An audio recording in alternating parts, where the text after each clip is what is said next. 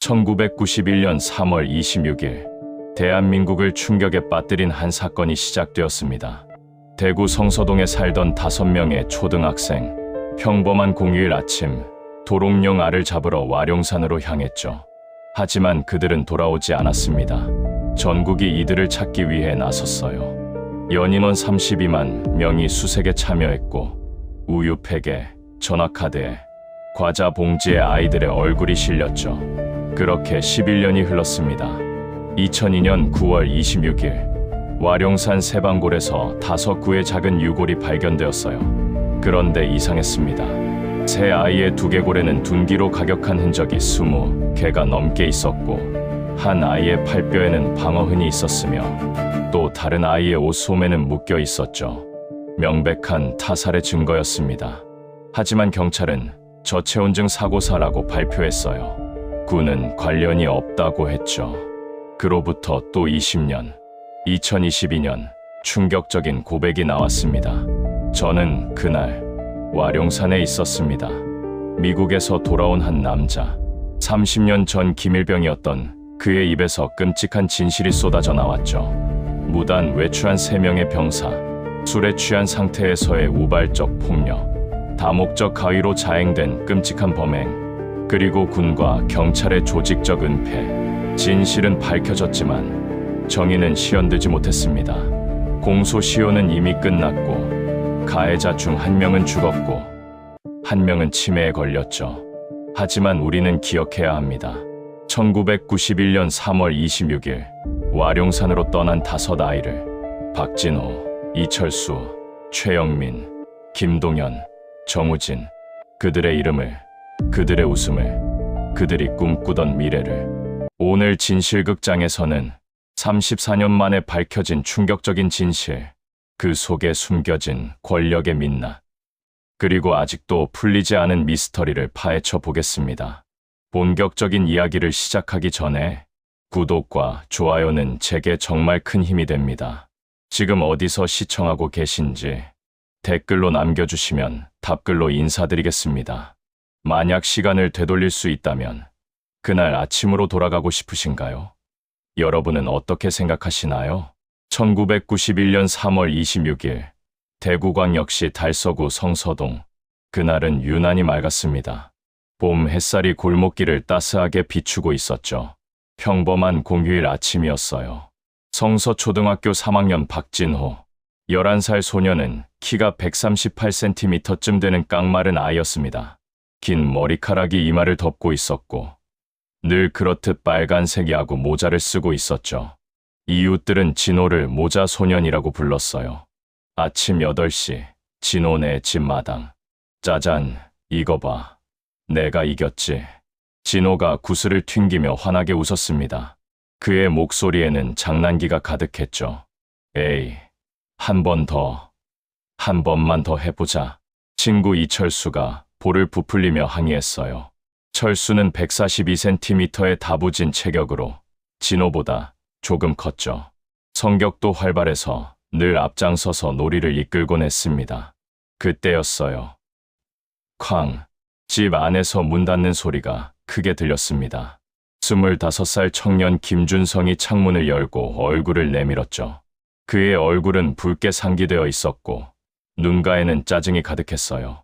전날 밤 친구들과 술을 마신 탓에 숙취가 심했던 겁니다. 야, 시끄러워서 못 자겠다.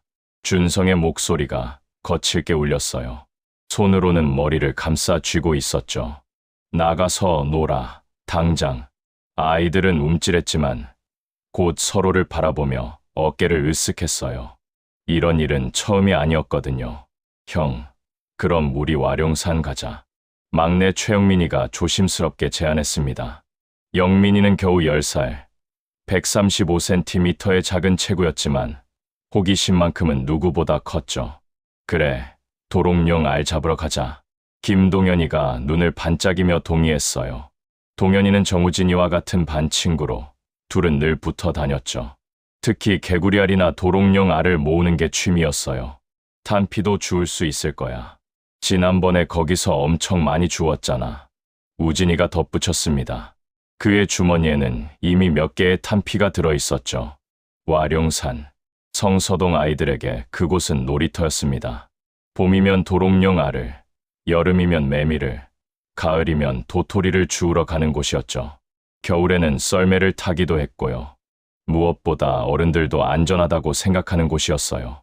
마을에서 걸어서 30분, 그리 높지도 않고 나무도 많지 않아 시야가 확보되는 낮은 산이었거든요. 오전 8시 30분, 5 아이는 집을 나섰습니다. 진호는 막대기로 바닥을 두드리며 걸었고 영민이는 빨간 가방을 어깨에 맸죠. 철수는 휘파람을 불었고 동현이와 우진이는 서로 밀치며 장난을 쳤어요. 마을 입구 슈퍼마켓을 지나갈 때였습니다. 애들아, 어디 가니? 가게 주인 박순자 아주머니가 물었어요. 그녀의 목소리에는 따뜻한 관심이 묻어났죠. 와룡산이요. 도롱뇽 알 잡으러요. 진호가 씩씩하게 대답했습니다. 그래, 조심해서 갔다 와. 순자 아주머니는 미소를 지으며 아이들을 바라봤어요. 그녀의 눈에 비친 아이들은 그저 평범한 동네 꼬마들이었죠. 오전 11시 30분, 진호의 형 박진수가 자전거를 타고 가다가 동생 일행을 마주쳤습니다. 어디 가? 진수의 목소리는 무뚝뚝했지만 눈빛에는 걱정이 살짝 스쳤어요. 와룡산, 도롱뇽 알 잡으러. 진호가 대답했죠. 빨리 갔다 와. 그것이 진수가 동생을 본 마지막 순간이었습니다. 그때는 아무도 몰랐죠. 이것이 영원한 이별이 될 거라는 것을요. 오후 1시경, 절 뒤편에서 나무를 캐던 김정숙 할머니가 특이한 장면을 목격했습니다. 아이들 4-5명이 개울가에서 도롱뇽 알을 잡고 있었는데 그 옆에 군복을 입은 남자가 서 있었어요. 빨간 모자를 쓴 남자였죠. 할머니는 잠시 그들을 바라보다가 다시 나물 캐기에 집중했습니다. 와룡산 근처에는 군부대가 있었기 때문에 군인을 보는 건 흔한 일이었거든요. 오후 6시, 해가 서산으로 기울기 시작했습니다. 저녁 준비를 하던 진호 어머니 김순애 씨는 시계를 보며 미간을 찌푸렸어요. 평소 같으면 배가 고파서라도 집에 돌아올 시간이었거든요. 진호야, 그녀는 대문 밖으로 나와 아들을 불렀습니다. 목소리가 골목길에 울렸지만 대답은 없었죠. 저녁 7시, 불안이 시작되었습니다. 어떤 진실은 시간이 지나야만 드러납니다. 하지만 그 시간이 너무 길면 진실도 함께 사라져 버리죠. 여러분은 어떻게 생각하시나요? 오후 1시 30분, 와룡산 입구에 도착한 아이들은 원래 6명이었습니다. 아, 다리 아파. 나 그냥 집에 갈래. 동네 친구 한 명이 발을 절뚝이며 말했어요. 그 아이의 표정에는 왠지 모를 불안감이 스쳐 지나갔죠. 에이, 벌써 우리 이제 막 왔는데. 철수가 아쉬워했지만 친구는 고개를 저었습니다. 미안. 오늘따라 기분이 이상해. 그 아이는 돌아섰고 나머지 5명만 산으로 올라갔습니다. 훗날 그 아이는 평생 그날의 선택을 감사하며 살았다고 해요. 하지만 동시에 죄책감에 시달렸죠. 자신이 함께 있었다면 뭔가 달라졌을까 하는 생각에요. 오후 2시, 아이들은 와룡산 중턱 개울가에 도착했습니다. 우와, 여기 봐. 도롱뇽 알이다. 영민이가 소리쳤어요. 투명한 알 덩어리가 물속 돌에 붙어 있었죠. 아이들의 눈이 반짝였습니다. 조심해서 떼어내야 해. 너무 세게 잡으면 터져. 동현이가 신중하게 말했어요. 그는 비닐봉지를 꺼내 물을 담기 시작했죠. 바로 그때였습니다. 얘들아, 뭐하니? 낯선 남자의 목소리가 들렸어요. 아이들이 고개를 들자 군복을 입은 남자가 서 있었습니다. 빨간 모자를 쓴 20대 중반쯤 되어 보이는 사람이었죠. 그의 얼굴은 붉게 달아올라 있었고 걸음걸이가 살짝 비틀거렸어요. 도롱뇽 알 잡아요. 진호가 대답했습니다. 목소리에 경계심이 살짝 묻어났죠. 그래, 재밌겠네. 남자는 웃었지만 그 웃음이 왠지 불편했어요. 술 냄새가 진하게 풍겼거든요. 우리 이제 다른 데 가볼래요. 철수가 친구들에게 눈짓을 하며 말했습니다. 본능적으로 위험을 감지한 거였죠. 벌써 더 놀다가 남자가 한 발짝 다가왔어요. 그의 손에는 뭔가 금속 도구 같은 게 들려 있었습니다. 오후 3시.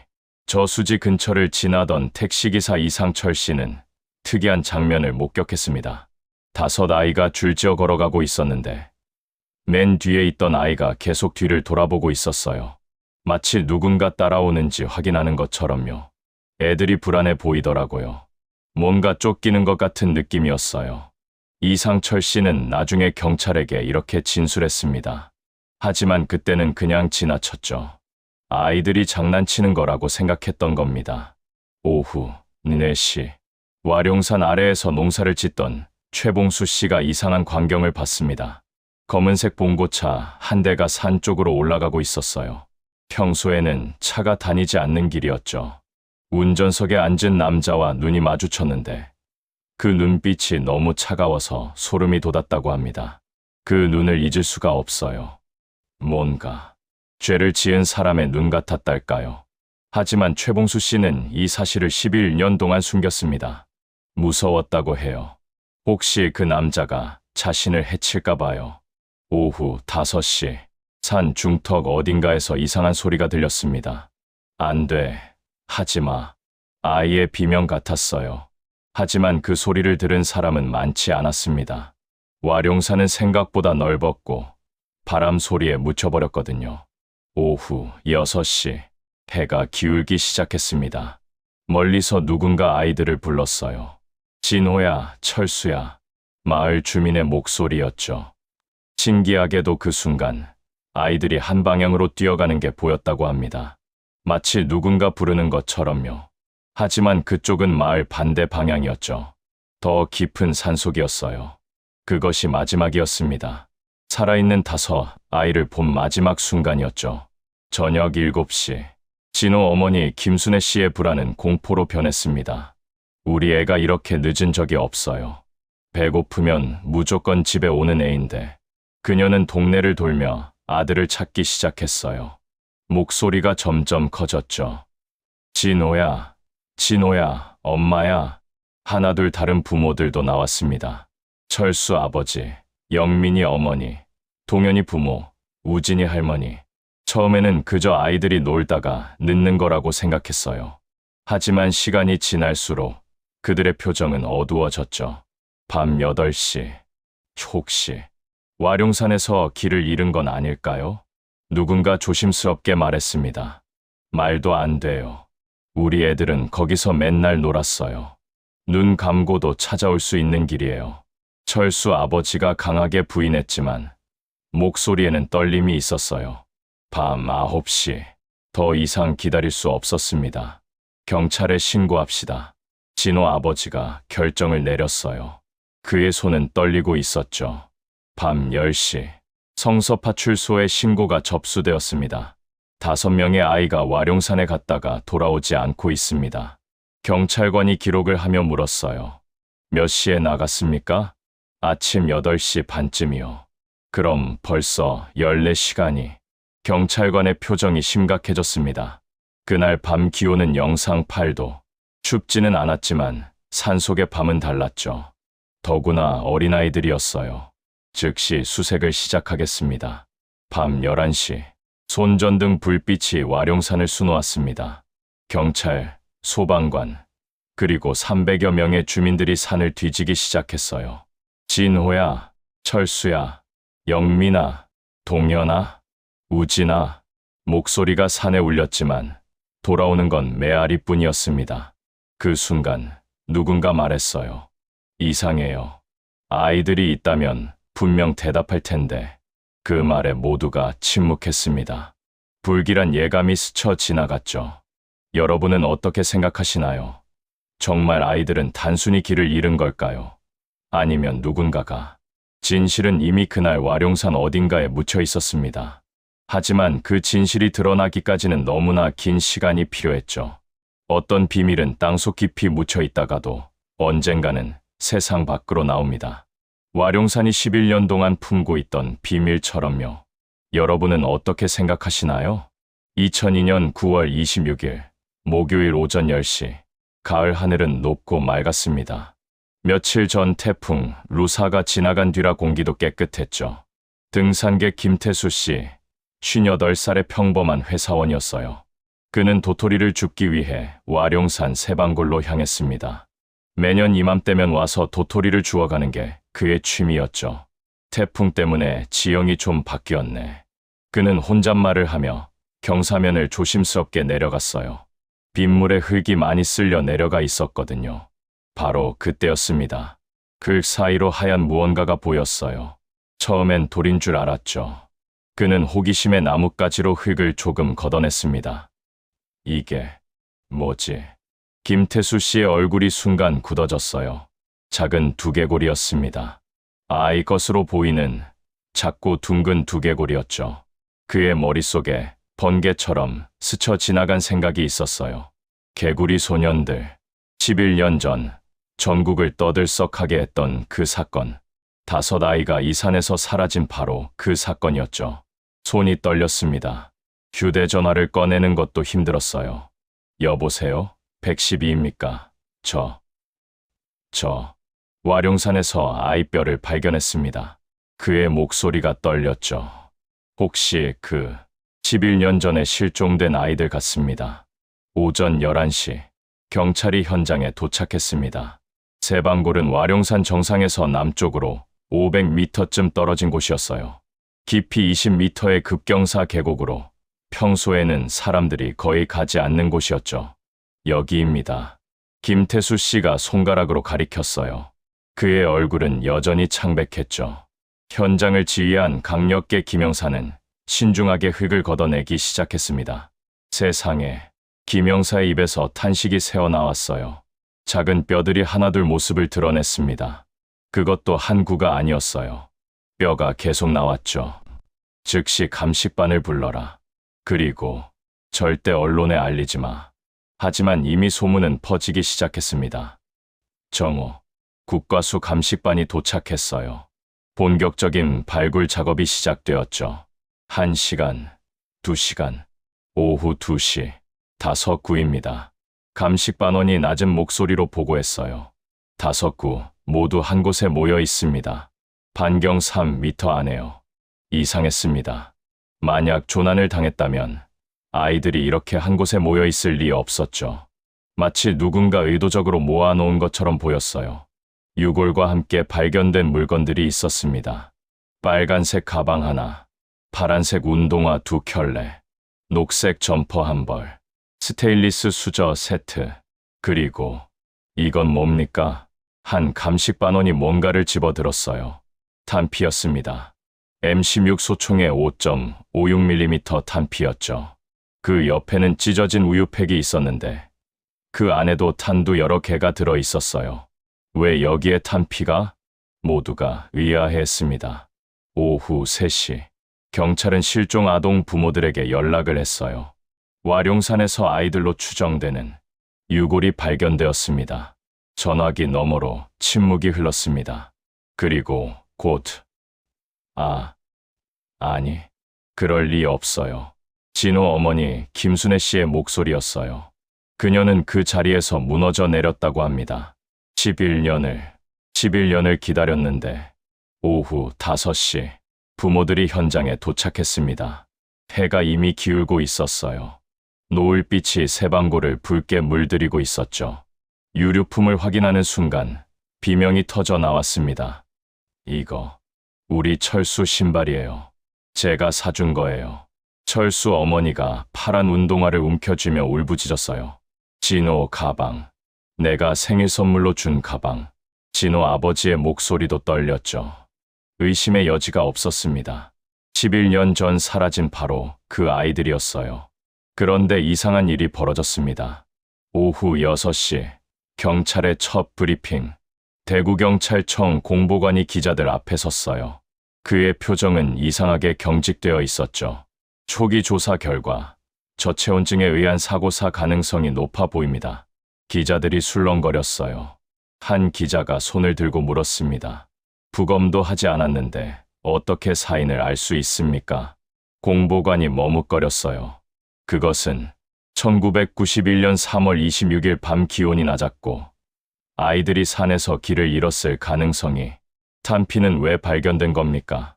다른 기자가 끼어들었죠. 그건 와룡산 근처에 군부대 사격장이 있어서. 우연히 왜 시신이 한 곳에 모여 있었습니까? 그것도 급경사 계곡에?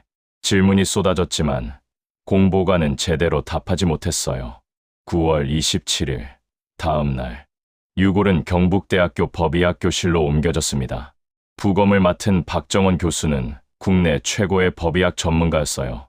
그와 그의 팀은 신중하게 유골을 살펴보기 시작했죠. 오전 10시, 교수님, 이것 좀 보십시오.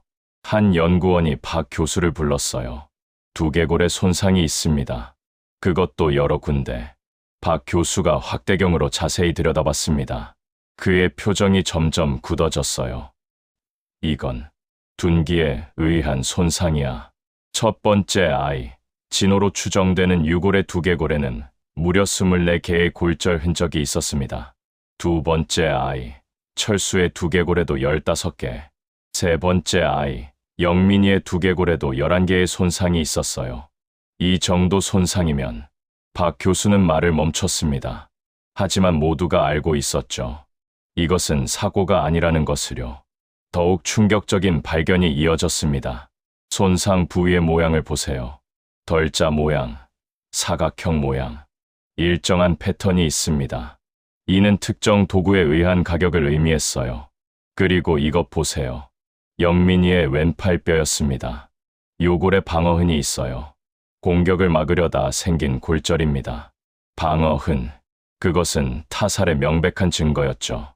마지막으로 동현이의 상의가 펼쳐졌습니다. 소매가 묶여 있습니다. 2번 매듭 지어진 소매. 왜 그랬을까요? 누가 묶은 걸까요? 박정원 교수는 깊은 한숨을 쉬며 결론을 내렸습니다. 이 손상들은 생전에 발생한 것입니다. 그리고 이는 명백한 타살을 시사합니다. 하지만 경찰의 반응은 미온적이었어요. 11년이 지나서 정확한 판단이 어렵습니다. 두개골 손상이 사후에 생겼을 가능성도 있습니다. 추가 조사가 필요합니다. 부모들은 분노했습니다. 명백한 증거가 있는데 왜 인정하지 않는 겁니까? 진호 아버지가 소리쳤어요. 우리 아이들이 누군가에게 살해당했다는 걸 왜 숨기려 하는 거죠? 여러분은 어떻게 생각하시나요? 경찰은 정말 몰랐던 걸까요? 아니면 무언가를 숨기려 했던 걸까요? 진실은 이미 드러나기 시작했습니다. 하지만 그 진실을 받아들이기에는 너무나 무거운 무언가가 있었던 것 같아요. 진실을 찾는 과정에서 가장 어려운 건 무엇일까요? 바로 거짓과 진실을 구별하는 일입니다. 특히 시간이 지나면서 기억이 바뀌고 증언이 뒤집어질 때는 더욱 그렇죠. 여러분은 어떻게 생각하시나요? 2002년 10월 재수사본부 설치, 유골 발견 한 달 후 경찰은 대대적인 재수사에 착수했습니다. 11년 전 목격자들을 다시 찾기 시작했죠. 그런데 이상한 일들이 벌어지기 시작했어요. 저는 그런 말 한 적 없습니다. 1991년 당시 군복 입은 남자를 봤다고 진술했던 김정숙 할머니였어요. 그녀는 이제 70이 넘은 나이였죠. 할머니, 여기 기록에 분명히 경사가 서류를 보여줬지만 할머니는 고개를 저었습니다. 잘 기억이 안 나요. 그냥 어른이 있었던 것 같기도 하고 아닐 수도 있고. 그녀의 눈빛이 불안하게 흔들렸어요. 마치 무언가를 두려워하는 것처럼요. 반대로 당시에는 침묵했던 사람들이 새로운 증언을 하기 시작했습니다. 10월 15일 경찰서. 저는 그날 봤습니다. 와룡산 아래에서 농사를 짓던 최봉수 씨가 찾아왔어요. 60대 중반의 농부였죠. 뭘 보셨다는 겁니까? 검은 봉고차요. 오후 4시쯤 산 쪽으로 올라가는 걸 봤어요. 경사가 메모를 하며 물었습니다. 왜 이제야 말씀하시는 겁니까? 11년이나 지났는데. 최봉수 씨는 담배를 피우며 한숨을 쉬었어요. 무서웠어요. 차에 탄 사람이 저를 노려봤거든요. 그 눈빛이 너무 무서워서 그는 손을 떨며 말을 이었죠. 그 사람이 절 해칠까봐, 가족들한테 해를 입힐까봐 숨겼습니다. 경찰은 즉시 1991년 당시 대구 지역 검은 봉고차 등록 현황을 조사했어요. 320대, 하지만 11년이 지난 지금 그 차들을 추적하기는 불가능에 가까웠죠. 10월 20일 충격적인 제보. 여보세요? 저는 54단 헌병대에서 일했던 사람입니다. 익명의 전화였어요. 1991년 3월 26일 분명히 사격 훈련이 있었습니다. 뭐라고요? 군 당국은 그날 훈련이 없었다고. 거짓말입니다. 비공식 0점 사격이 있었어요. 기록에는 남기지 않은. 전화는 갑자기 끊겼습니다. 경찰이 군에 재확인을 요청했어요. 10월 25일 국방부 답변. 재조사 결과 당일 오전 일부 부대에서 0점 사격이 있었습니다. 기자들이 몰려들었죠. 왜 처음에는 없다고 했다가 이제 와서 번복하는 겁니까? 국방부 대변인이 땀을 흘리며 답했어요. 정규 훈련이 아니어서 기록이 누락되었던 것 같습니다. 하지만 이것은 시작에 불과했습니다. 11월 1일 언론 특종.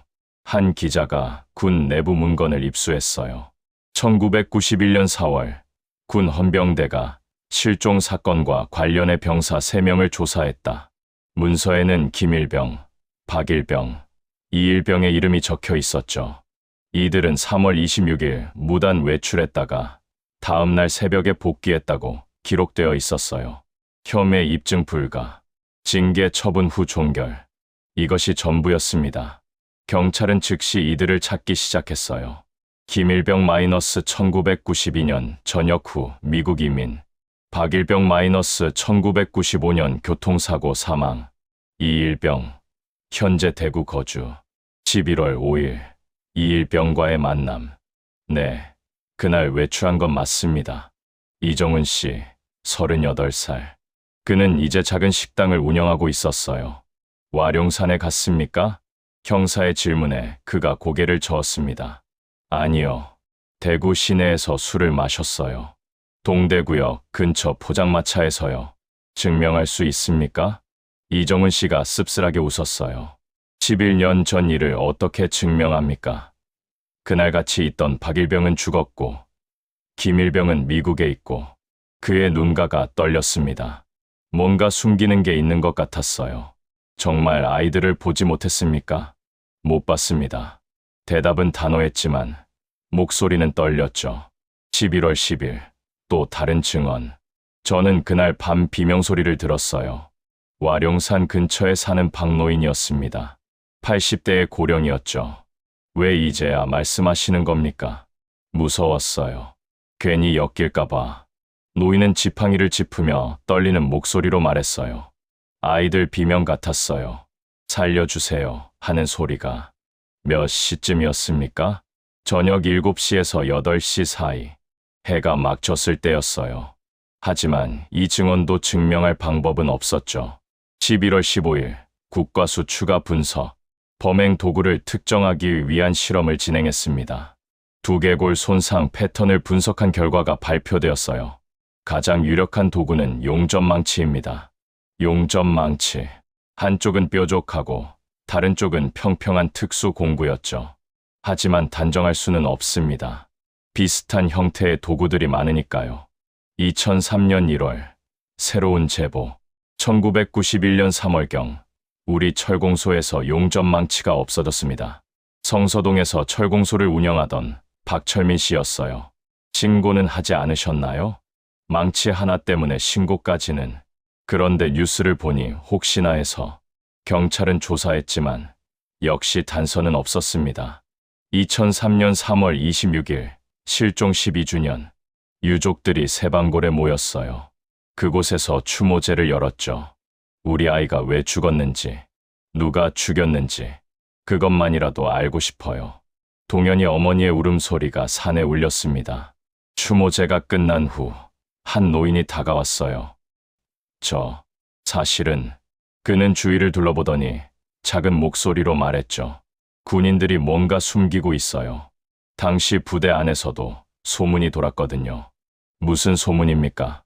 병사들이 사고를 쳤는데 부대에서 덮었다고. 하지만 그는 더 이상 말하지 않았어요. 저도 군인이었어요. 더 말하면 위험해요. 그는 사라졌고 다시는 나타나지 않았죠. 수사는 계속 미궁에 빠졌습니다. 증언은 있지만 증거는 없고, 의심은 가지만 확신은 없고, 그러던 중 한 가지 사실이 드러났어요. 1991년 당시 수사 기록 일부가 사라졌습니다. 특히 군 관련 조사 기록과 일부 목격자 진술서가 없어진 거였죠. 누가 왜 기록을 없앴을까요? 형사들도 의아해했습니다. 실수였을까요? 아니면 의도적인 은폐였을까요? 여러분은 어떠신가요? 점점 더 복잡해지는 것 같지 않나요? 진실은 가까이 있는 것 같으면서도 손에 잡히지 않는 안개 같았어요. 누군가는 알고 있었습니다. 그날 와룡산에서 무슨 일이 있었는지를. 하지만 그들은 입을 열지 않았죠. 두려움 때문일까요? 아니면 죄책감 때문일까요? 때로는 엉뚱한 곳에서 진실의 실마리가 나타나기도 합니다. 전문가가 아닌 평범한 사람의 눈에 답이 보이기도 하죠. 여러분은 어떻게 생각하시나요? 2006년 4월 인터넷 카페 미제 사건의 진실을 찾는 사람들. 한 게시물이 화제가 되었습니다. 버니어 캘리퍼스. 이게 범행 도구 아닐까요? 글쓴이는 기계 설계사라는 닉네임이었어요. 저는 20년째 기계 설계를 하는 사람입니다. TV에서 두개골 손상 사진을 보는 순간 버니어 캘리퍼스가 떠올랐어요. 버니어 캘리퍼스. 정밀 측정에 사용하는 금속 공구였죠. 끝이 뾰족한 부분과 평평한 부분이 있어 두개골의 덜자 손상과 일치한다는 주장이었어요. 댓글이 폭발했습니다. 맞아요. 저도 공장에서 일하는데 정말 비슷해요. 사진 비교해보니 완전 똑같은데? 왜 경찰은 이걸 몰랐을까? 이 글은 순식간에 퍼져나갔고 언론도 주목했죠. 2006년 5월 국과수 긴급 실험. 버니어 캘리퍼스로 타격 실험을 해보겠습니다. 돼지 두개골을 이용한 시험이었어요. 탁, 탁. 놀랍습니다. 실제 손상 패턴과 거의 일치합니다. 하지만 새로운 의문이 생겼죠. 버니어 캘리퍼스는 측정 도구지 무기가 아닙니다. 왜 이런 도구로? 프로파일러가 분석을 내놨어요. 계획적 범행이 아니라 우발적 범행일 가능성이 큽니다. 손에 잡히는 도구로 순간적으로. 그렇다면 범인은 버니어 캘리퍼스를 일상적으로 사용하는 사람, 기계공, 설계사, 정비사, 수사 대상이 갑자기 넓어졌어요. 2008년 11월 SBS 그것이 알고 싶다. 제작진이 새로운 실험을 시작했습니다. 이번에는 다목적 가위입니다. 군용 다목적 가위. 스위스 아미 나이프처럼 여러 도구가 하나로 합쳐진 것이었죠. 송곳 부분과 드라이버 부분으로 타격하면 실험 결과는 충격적이었어요. 두개골 손상과 일치합니다. 특히 방향을 바꿔가며 타격한 흔적까지 똑같아요. 더 중요한 사실이 밝혀졌습니다. 1991년 당시 54단 병사들에게 다목적 가위가 지급되었습니다. 방송 직후 제보 전화가 걸려왔어요. 저는 1991년 54단에서 복무했습니다. 익명을 요구한 제보자였죠. 3월 26일 한 병사가 다목적 가위를 잃어버렸다고 보고했어요. 기억이 선명합니다. 누구였습니까? 그건 말할 수 없습니다. 하지만 무단 외출했던 그 3명 중 1명이었어요. 경찰이 군 기록을 확인했습니다. 실제로 그런 보고가 있었어요. 하지만 누가 잃어버렸는지는 기록되지 않았죠. 2012년 또 다른 전환점. 법의학자 김상훈 박사가 새로운 주장을 제기했어요. 유골의 위치를 3D로 재구성해봤습니다. 컴퓨터 화면에 세방골의 모습이 나타났죠. 5구의 유골이 이렇게 정확히 한 곳에 모여 있을 확률은 거의 없습니다. 그는 시뮬레이션을 돌렸어요. 만약 이곳에서 죽었다면 시신은 경사면을 따라 흩어졌을 겁니다. 하지만 실제로는 화면에 빨간 점 5개가 찍혔죠. 반경 3m 안에 모두 모여 있었어요. 이것은 시신을 옮긴 거예요. 다른 곳에서 죽은 후 이곳에 묻은 겁니다. 충격적인 주장이었죠. 그리고 또 하나, 글개 교란 흔적을 보세요. 확대된 사진이 나왔어요. 누군가 의도적으로 파고 묻은 흔적이 있습니다. 그것도 꽤 깊이. 2015년 과학의 발전. 최신 동위원소 분석 기술을 사용하겠습니다. 서울대 지구환경과학부 연구팀이 나섰어요. 뼈에 남아있는 스트론튬 동위원소를 분석하면 죽기 전 며칠 동안 어떤 물을 마셨는지 알 수 있습니다. 분석이 시작되었고 한 달 후 결과가 나왔죠. 놀랍게도 아이들이 죽기 전 2, 3일 동안 와룡산이 아닌 다른 지역의 물을 마신 것으로 나타났습니다. 무슨 뜻입니까? 아이들이 실종 후 며칠 동안 살아있었고 다른 곳에 있었다는 뜻입니다. 이는 엄청난 발견이었어요. 즉시 실종되어 죽은 게 아니라 누군가 아이들을 며칠 동안 어딘가에 가둬놨다는 거죠. 어디였을까요? 스트론튬 비율로 보면 석회암 지대의 지하수를 마신 것 같습니다. 대구 근교 석회암 지대, 폐광산이 많은 곳이었어요. 2016년 공소시효 만료, 3월 26일, 사건 발생 25년, 법적으로 더 이상 범인을 처벌할 수 없게 되었습니다. 하지만 유족들은 포기하지 않았어요. 진실은 밝혀져야 합니다. 처벌하지 못하더라도 2019년 경찰 미제 사건 전담팀 구성, AI를 이용해 모든 증거를 재분석하겠습니다. 인공지능이 수만 페이지의 수사 기록을 분석하기 시작했어요. 그리고 이상한 패턴을 발견했죠. 1991년 4월 10일에서 15일 사이 수사 기록이 비정상적으로 적습니다. 무슨 의미죠? 이 기간에 뭔가 중요한 일이 있었는데 기록이 삭제되었거나 처음부터 작성하지 않았다는 뜻입니다. 더 충격적인 발견이 이어졌어요. 군 관련 조사 기록이 통째로 사라졌습니다. 파일 번호는 있는데 내용이 없었죠. 의도적인 파기입니다. 2020년 6월 은퇴 경찰관의 폭로. 저는 당시 수사에 참여했습니다. 70대가 된 전직 형사였어요. 상부에서 압력이 있었어요. 빨리 종결하라고. 왜요? 그는 담배를 피우며 하늘을 올려다봤죠. 군이 연루되어 있었거든요. 건드리면 안 되는 영역이었어요. 구체적으로 뭘 아셨습니까? 병사들이 아이들을 해쳤고 군에서 은폐했다는 거 다 알고 있었어요. 왜 말하지 않으셨습니까? 노인은 씁쓸하게 웃었어요. 그때는 그게 현실이었어요. 군사정권 시대였으니까. 여러분은 어떻게 생각하시나요? 진실은 이미 많은 사람이 알고 있었던 것 같아요. 하지만 모두가 침묵했죠. 두려움 때문에 혹은 무력감 때문에.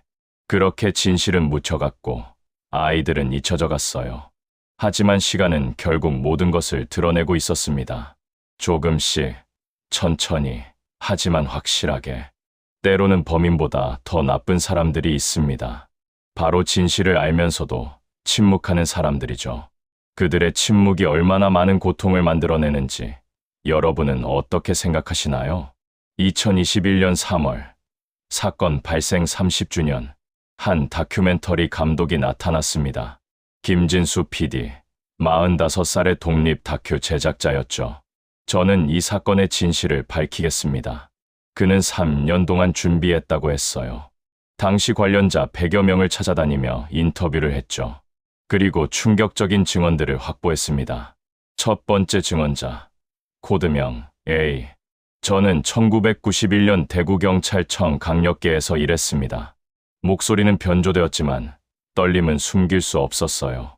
사실 우리는 알고 있었어요. 군이 관련되어 있다는 것을. PD가 조심스럽게 물었습니다.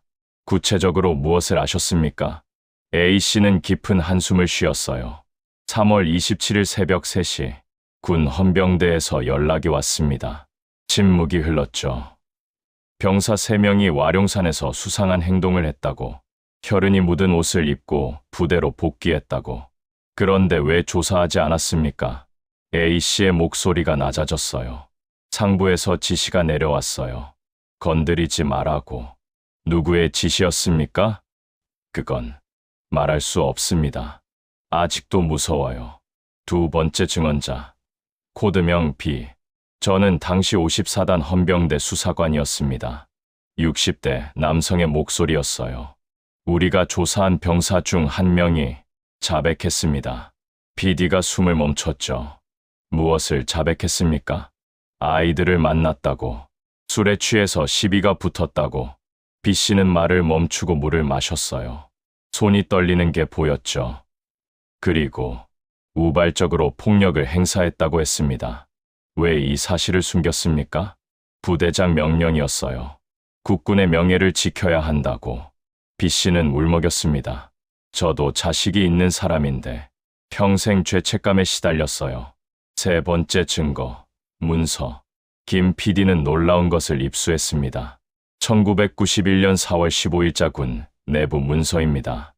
화면에 문서가 나타났어요. 개구리 소년 실종 사건 관련 특별 지시. 내용은 충격적이었죠. 본 사건과 관련하여 장병들의 동요를 막기 위해 다음과 같이 지시한다. 1점 관련 병사들의 진술은 비공개로 한다. 2점 민간 경찰과의 협조는 최소한으로 한다. 3점 언론 취재는 일절 거부한다. 4점 본 지시 위반 시 군사기밀 누설로 처벌한다. 명백한 은폐 지시였어요. 2021년 11월 다큐멘터리 방송 와룡산의 침묵 -30년 만의 고백. 방송은 엄청난 파장을 일으켰습니다. 다음 날 국회 긴급 질의. 국방부 장관님, 30년 전 군이 사건을 은폐했다는 의혹에 대해 답변해 주십시오. 국방부 장관이 마이크 앞에 섰어요. 그의 이마에는 땀이 맺혔죠. 당시 기록을 재검토한 결과 그는 잠시 말을 멈췄어요. 일부 부적절한 대응이 있었음을 인정합니다. 장내가 술렁거렸죠. 하지만 범행과의 직접적 연관성은 확인되지 않았습니다. 야당 의원이 소리쳤어요. 그럼 왜 은폐했습니까? 왜 서류를 파기했습니까? 그것은 당시 상황에서 장관은 제대로 답하지 못했습니다. 같은 날 경찰청 기자회견. 과거 수사 과정에서 미흡한 점이 있었음을 인정하고 사과드립니다. 경찰청장이 고개를 숙였어요. 군 압력이 있었다는 것도 사실입니다. 기자들이 질문을 쏟아냈죠. 왜 이제야 인정합니까? 책임자 처벌은? 유족들에게 어떻게 사과할 겁니까? 그날 저녁 유족 기자회견. 철수 아버지 이상호 씨가 눈물을 흘리며 말했어요. 30년 동안 우리를 속였습니다. 그의 목소리는 분노로 떨렸죠. 아이들이 왜 죽었는지 알면서도, 누가 죽였는지 알면서도 숨겼습니다. 진호 어머니도 울부짖었어요. 이것이 나라입니까? 이것이 정의입니까? 2022년 1월 충격적인 반전. 미국에서 전화가 왔습니다. 저는 김일병이었습니다. 30년 만에 스스로 나타난 거였어요. 더 이상 견딜 수가 없어요. 진실을 말하겠습니다. 2022년 2월 김일병 귀국. 인천공항에는 취재진이 몰렸습니다. 50대 중반이 된 그는 많이 늙어 보였어요. 죄책감이 얼굴에 새겨져 있었죠. 저는 그날 와룡산에 있었습니다.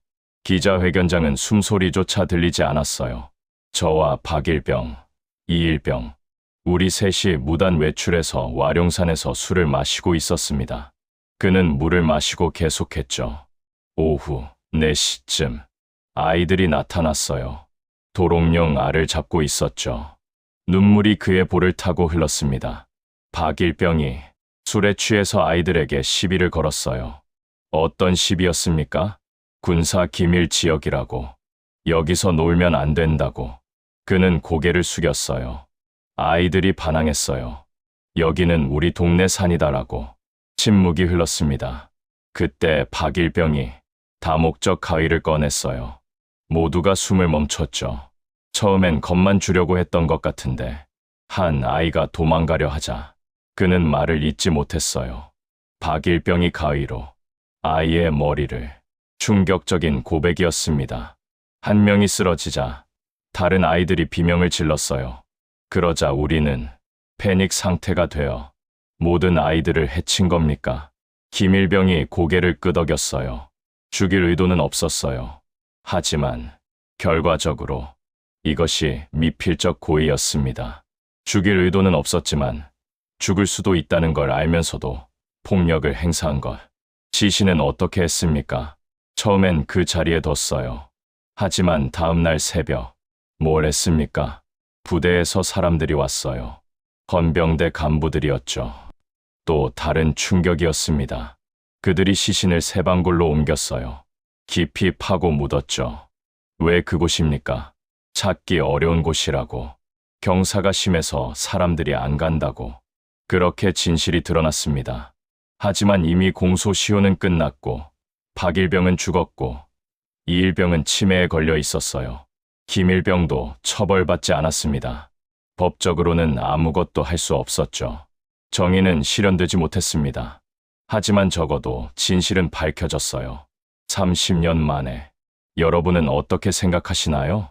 늦었지만 진실이 밝혀진 것에 위안을 받아야 할까요? 아니면 정의가 실현되지 못한 것에 분노해야 할까요? 어떤 사건은 끝나지 않습니다. 단지 잊혀질 뿐이죠. 하지만 잊는다고 해서 사라지는 건 아닙니다. 와룡산의 진실처럼요. 여러분은 어떻게 생각하시나요? 2023년 3월 26일 사건 발생 32주년 와룡산 세방골에는 작은 추모비가 세워졌습니다. 1991년 3월 26일 이곳에서 5 천사가 하늘로 떠났습니다. 비석 앞에는 시든 꽃다발과 과자, 장난감들이 놓여 있었어요. 32년이 지났지만 누군가는 여전히 기억하고 있었죠. 진호 어머니 김순애 씨, 이제 73이 되었어요. 32년이 지났지만 아직도 꿈에서 진호를 봐요. 그녀의 목소리는 여전히 떨렸습니다. 엄마, 나 여기 있어. 라고 말하는 것 같아요. 눈물이 주름진 볼을 타고 흘렀죠. 김일병의 고백 이후 사건의 전모가 밝혀졌습니다. 1991년 3월 26일 오후 무단 외출한 3명의 병사, 와룡산에서의 우발적 충돌, 술에 취한 상태에서의 폭력, 다목적 가위로 인한 살해, 그리고 군 당국의 조직적 은폐, 모든 퍼즐이 맞춰졌어요. 하지만 정의는 어디에 있습니까? 철수 아버지 이상호 씨가 물었습니다. 그도 이제 70대 후반이었죠. 범인을 알았지만 처벌할 수 없고 은폐한 사람들도 책임지지 않고 그의 목소리에는 깊은 허무감이 묻어났어요. 하지만 여전히 풀리지 않은 의문들이 있었습니다. 왜 유골이 11년 동안 발견되지 않았을까요? 정말 세방골이 처음 묻은 장소였을까요? 왜 동현이의 소매는 묶여 있었을까요? 동의원소 분석에서 나타난 다른 지역의 물은 무엇을 의미할까요? 이런 의문들은 영원히 풀리지 않을지도 모릅니다. 2024년 새로운 시도. 한 유전자 분석 전문가가 나타났어요.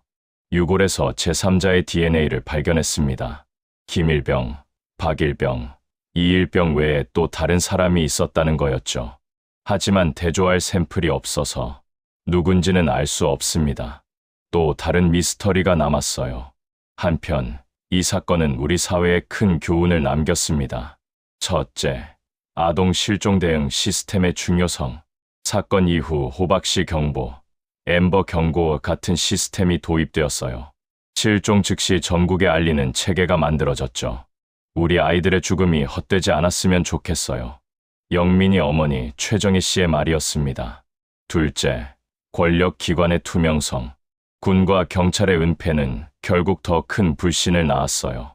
처음부터 진실을 밝혔다면 상처는 덜했을 겁니다. 은폐는 제2의 범죄예요. 한 시민단체 대표의 말이었죠. 셋째, 시간의 무게. 32년. 그 긴 세월 동안 부모들이 겪은 고통은 누가 보상할 수 있을까요? 시간이 약이라고 하는데 거짓말이에요. 시간이 지날수록 더 아파요. 동현이 어머니의 말이 가슴을 찔렀습니다. 2025년 현재 와룡산은 많이 변했어요. 세방골 근처에는 등산로가 정비되었고 안내판도 설치되었죠. 주말이면 많은 사람들이 찾습니다. 하지만 아는 사람들은 압니다. 이곳이 5 아이의 영혼이 잠들어 있는 곳이라는 것을. 어느 등산객의 증언입니다. 가끔 이곳을 지날 때면 아이들 웃음소리가 들리는 것 같아요. 환청일까요? 아니면 영민이 어머니는 최근 인터뷰에서 이렇게 말했어요. 용서할 수는 없지만 이제는 놓아주려고 해요. 그녀의 눈에는 체념이 묻어 있었죠. 영민이도 그걸 원할 거예요. 엄마가 평생 울면서 사는 걸 원하지 않을 거예요. 하지만 동현이 아버지는 여전히 분노에 차 있었습니다. 그들이 진심으로 사죄하지 않는 한 저는 끝까지 싸울 겁니다. 그의 주먹은 여전히 떨리고 있었어요. 진실은 밝혀졌지만 정의는 실현되지 못했습니다.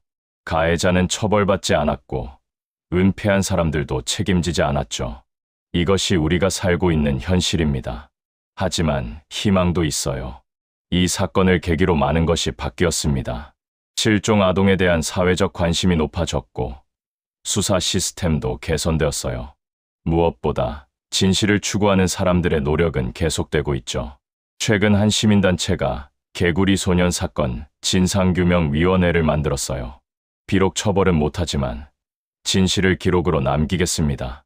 그들은 방대한 자료를 수집하고 있었죠. 후세의 교훈으로 남기기 위해서라도. 와룡산 기슬, 성서동 마을. 이제는 아파트 단지가 들어섰어요.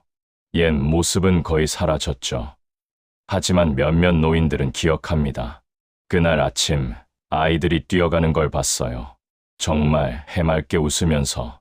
그 웃음이 마지막이 될 줄은 아무도 몰랐죠. 마지막으로 한 가지 질문을 드립니다. 만약 여러분이 그때 그곳에 있었다면 어떻게 하셨을까요? 진실을 말했을까요? 아니면 침묵했을까요? 권력 앞에서 용기를 낼 수 있었을까요? 아이들을 위해 싸울 수 있었을까요? 쉽지 않은 질문입니다. 하지만 우리는 계속 물어야 합니다. 그래야 같은 비극이 반복되지 않으니까요. 언젠가는 모든 미제 사건이 해결되는 날이 올 겁니다. 모든 진실이 밝혀지는 날이 올 거예요. 그날까지 우리는 잊지 않을 겁니다.